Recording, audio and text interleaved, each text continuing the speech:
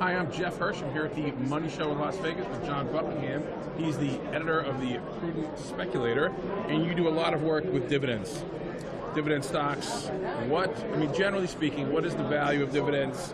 Why do people want to have them? What do they do for you? What do they do for your portfolio? Right, well, believe it or not, historically speaking, dividend-paying stocks have outperformed non-dividend-paying stocks, and they've done so with lower standard deviation or lower volatility, lower risk. The holy grail for investors is higher returns, lower risk. So if you're starting and fishing in that pond, if you will, we think you have opportunity for outsized total return. But perhaps even more important, in the current market environment where we have very low interest rates, that income stream is very attractive to people. So our portfolios are yielding about 3%. And when you compare that to a 10-year treasury at 2.4, 30-year treasury at 2.8 or so, money markets at 2.2, the yields on stocks are very attractive vis-a-vis bonds. And the fact that you want to look for companies, from my perspective, that have a good history of paying the dividend, and you're going to get some capital gains because these companies have shown that they know how to manage their money, so you get a little income, a little bit of growth from a solid company. The other piece of it, and you mentioned the value of dividends, so we like to buy stocks that are attractively priced, stocks that are on sale, so value-oriented companies, things trading for low PE ratios, low price to sales, low price to book value. So dividend yield. With the dividend. So we're looking at the total return being the yield and the income reinvested plus the capital appreciation. But for us, first and foremost, that's why value comes first.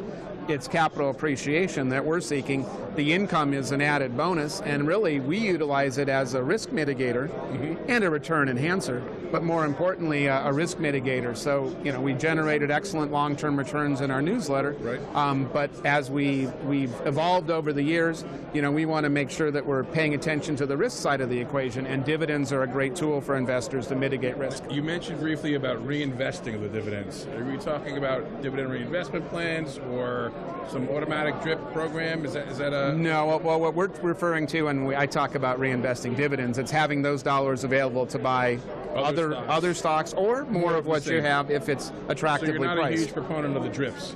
No, I'm not. Dividend reinvestments are a pain in the derriere when you go to sell a stock, because often the dividend will hit after you've sold the stock, and then you end up with 1.375 shares, which you then have to incur another commission to sell that.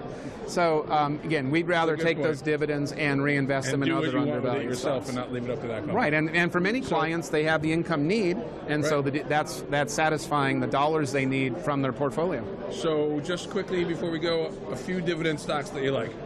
Well, we put together a list I'll be talking about at my presentation later on of 25 stocks that all are undervalued and have a 3% or greater yield. Okay. And so some of those names include Archer Daniels Midland, big food company, ADM, Prudential Financial, the big insurance company, PRU, another company that owns Coach and Stuart Weitzman, Tapestry, TPR with a 4% yield and a PE of 12. And then a Seagate Technology, data storage, STX would be a ticker symbol. Again, a big yield, very low multiple. Are you trading these, or are these long-term holds? Everything we do is intended to be held 3 to 5 years, if not longer. But again, as market gives you opportunity, we may take some money off the table, as we did with Seagate a year or so ago at a much higher price. Now you're putting more back into it. Yes, we are. Excellent. Thank you so much, John, and thank you, everybody.